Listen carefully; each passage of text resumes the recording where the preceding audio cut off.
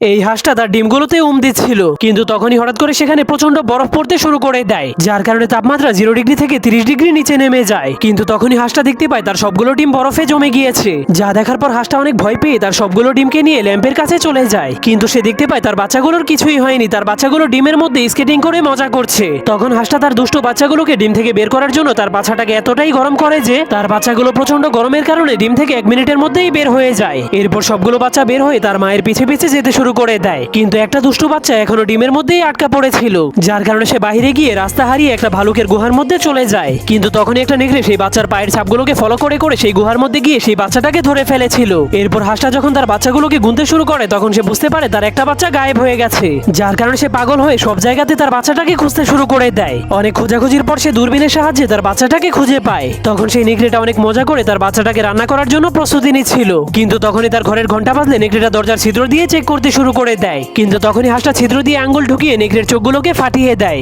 এরপর হাঁসটা জলদি করে সেখানে গিয়ে তার বাচ্চাটাকে বাঁচিয়ে দেয়।